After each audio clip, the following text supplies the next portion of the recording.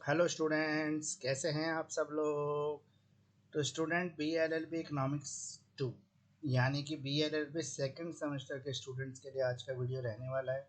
Video काफ़ी important होने वाला है।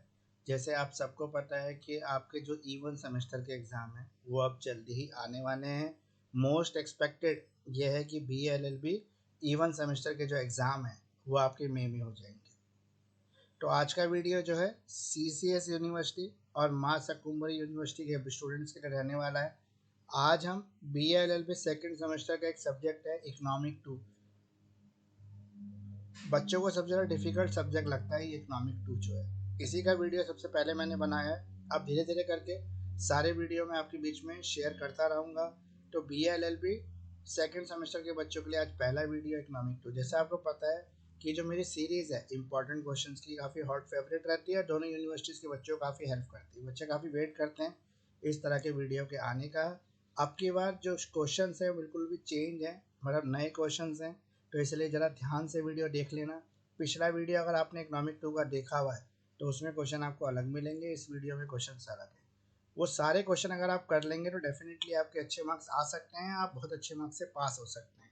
तो 70% मार्क्स गारंटेड है, ये मेरा वादा है। मुकेश किरार मेरा नाम है, एडवोकेट मुकेश किरार आप मुझे कह सकते हैं।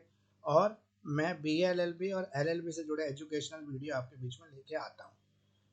स्पेशली मेरा मकसद रहता है जो वर्किंग स्टूडेंट्स हैं, यानी कि ऐसे बच्चे हैं जो वर्किंग है, कहीं जॉब कर रहे हैं, कोई अपना बिजनेस कर रहे हैं और साथ साथ LLB BLLB कर रहे हैं, या ऐसी हाउस वाइफ जो घर में रहती हैं और घर के साथ साथ अपनी पढ़ाई कंटिन्यू कर रही हैं।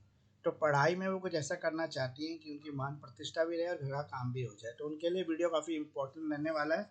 और अगर आप इन क्वेश्चन को कर लेते हैं तो मेरी गारंटी है कि आप 70% मार्क्स जो है अपने एग्जाम में स्कोर कर सकते हैं।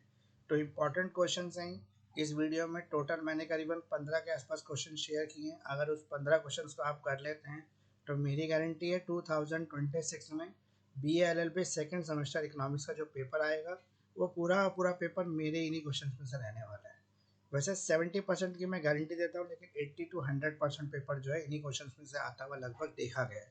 हर बार स्टूडेंट मुझे मैसेज लिखकर थैंक्स बोलते हैं। उनके थैंक्स के मैसेज से पता लगता है कि उनको वीडियो कितना हेल्पफुल है और कितना वेट कर रहे हैं इन वीडियोस का। तो आइए आज का वीडियो शुरू करते हैं, ज़्यादा समय ख़राब ना करते हुए। आज मैं वीडियो शुरू कर रहा हूँ और ये वीडियो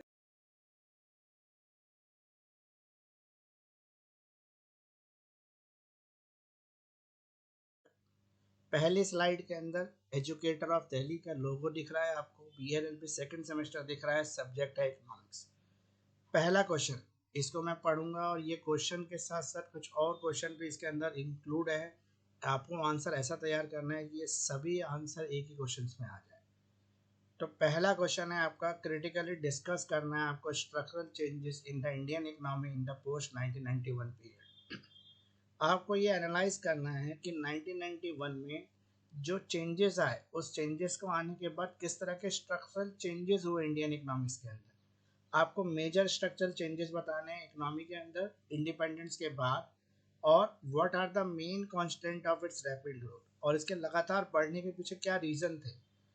फिर एक क्वेश्चन और इसके अंदर कवर आप कर सकते हैं, give an account of industrial policies in India period to 1991।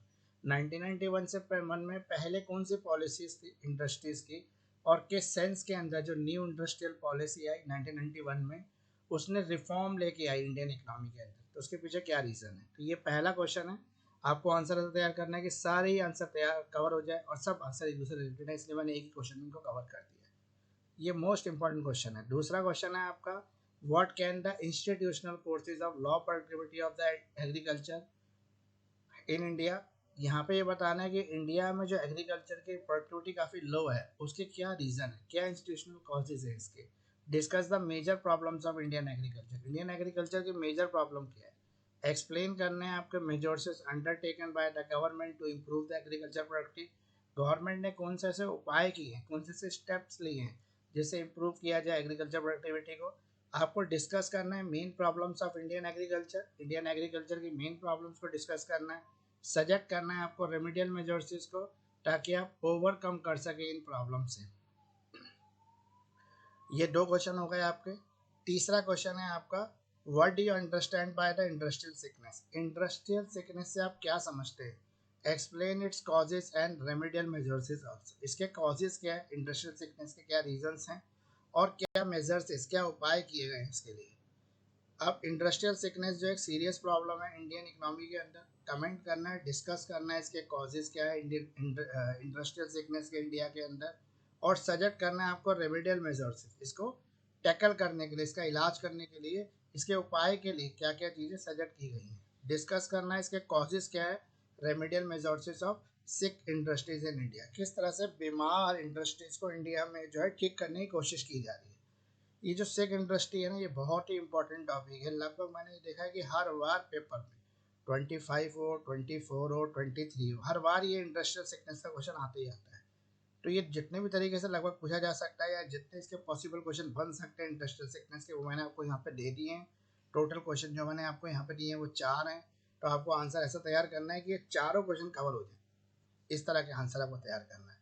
अगर आपको आंसर करने में कोई प्रॉब्लम आ, जैसे आप ऑफिस जाते हैं, आप वर्किंग है, आप हाउस वाइफ है, आपके पास इतना समय नहीं मिल पाता कि आप इस क्वेश्चन के आंसर तैयार करें, तो आप बहुत ही रीजनेबल रेट पर मुझसे पीडीएफ ले सकते हैं।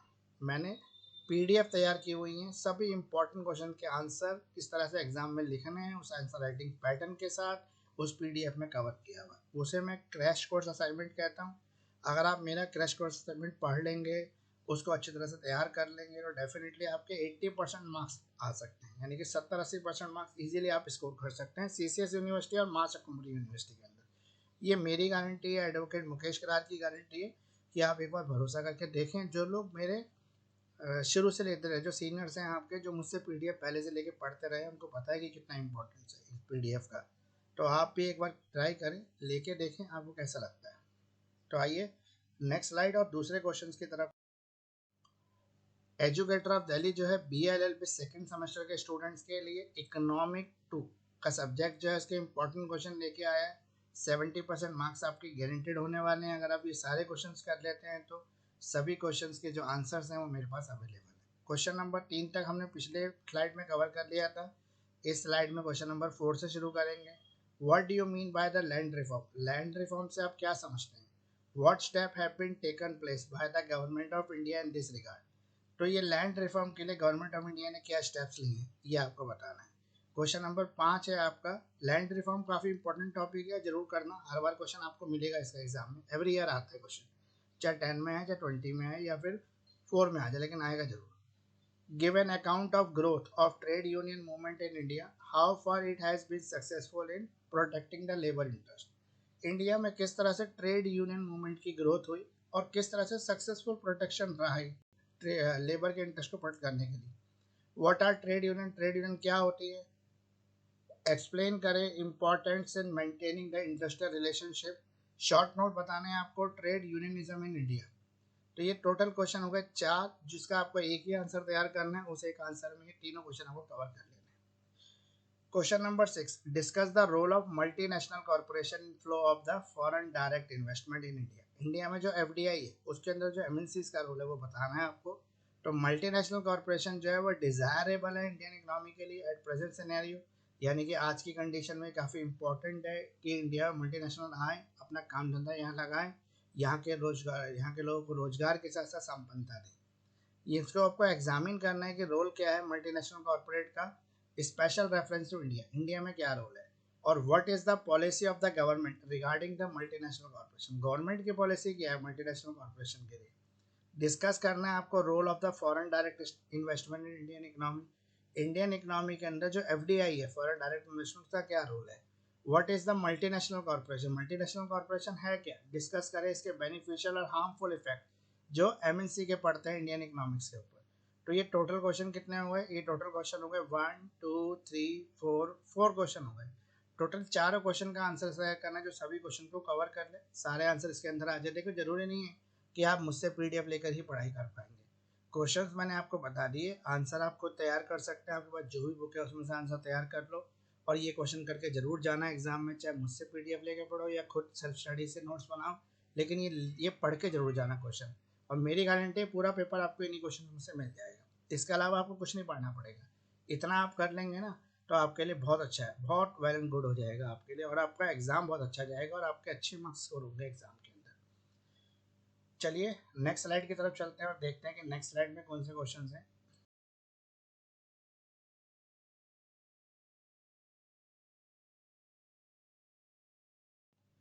तो एजुकेटर ऑफ दिल्ली जो है BA-LLB सेकंड सेमेस्टर के स्टूडेंट्स के लिए वीडियो लेके आया है आज का, जो इकोनॉमिक 2 सब्जेक्ट हमारा सबसे डिफिकल्ट सब्जेक्ट है सेकंड सेमेस्टर का।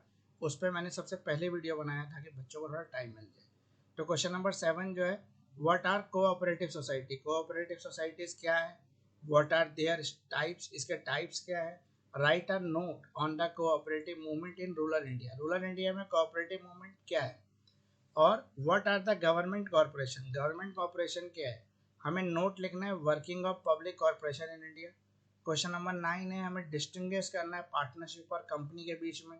क्वेश्चन नंबर 10 है, हमें right a note on the Indians anti trust law, India में जो एंटी ट्रस्ट लॉ इस पर नोट्स लिखना है आपको। क्वेश्चन नंबर 11 है, discuss in brief the impact of globalisation on Indian economy, Indian economy पे ग्लोबलाइजेशन का क्या इफेक्ट है। क्वेश्चन नंबर 12 कहता है डिस्कस करें main features of new export import policy, जिसको एग्जिम पॉलिसी ऑफ इंडिया भी कहते हैं, और क्रिटिकली इवेल्युएट करना है इसको। आपको क्रिटिकली डिस्कस करना है कि न्यू इंपॉर्टेंट इंपोर्ट और एक्सपोर्ट पॉलिसी कैसी है इंडिया की। ये टोटल 12 क्वेश्चन हो गए आपके। टोटल नंबर क्वेश्चन नंबर 13 है what are the functions of World Bank, World Bank के क्या फंक्शन है। Discuss the role of World Bank in the economic development of India, India की इकोनॉमिक डेवलपमेंट में World Bank का क्या role है।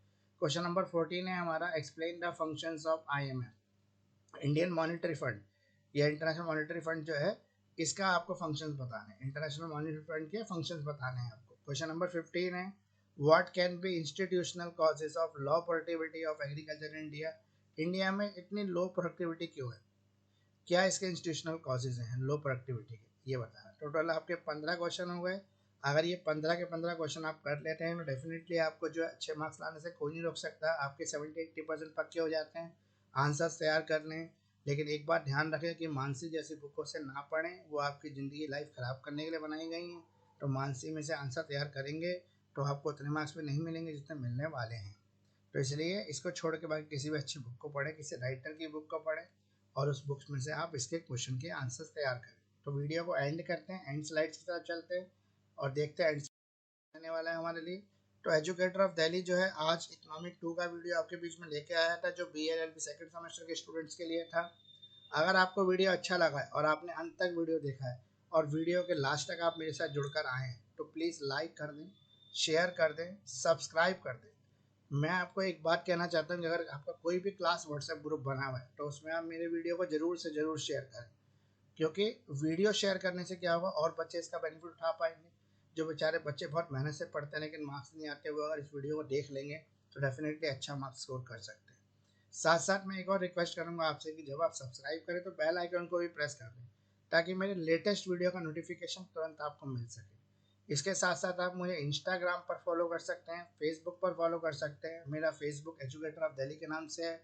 साथ साथ मेरा Instagram ID educator of Delhi और मामला लीगल है, ये दोनों नाम से मेरा इंस्टाग्राम आईडी है, वहाँ पर भी आप मुझे फॉलो बैक दे सकते हैं और दोनों ही जगह आप कमेंट कर सकते हैं। साथ साथ यूट्यूब मेरा एजुकेटर ऑफ दिल्ली और मामला लीगल है, दोनों ही नाम से यूट्यूब चैनल है, वहाँ पर भी आप मुझे लाइक सब्सक्राइब कर सकते हैं। तो BA-LLB LLB के सभी सब्जेक्ट के नोट्स PDF फॉर्म में मेरे पास हैं, जो डिटेल एक्सप्लेनेशन में बने हुए हैं, ईजी लैंग्वेज में बने हुए हैं।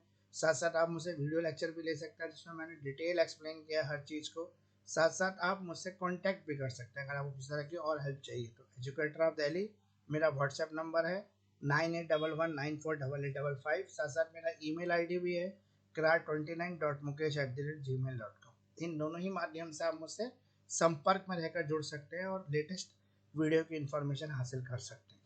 तो PDF में अगर आपको नोट्स चाहिए तो बहुत ही रीजनेबल रेट पर मेरे पास नोट्स अवेलेबल है। थैंक यू फ्रेंड्स, इतना साथ देने के लिए, एजुकेटर ऑफ दिल्ली को इतना प्यार देने के लिए।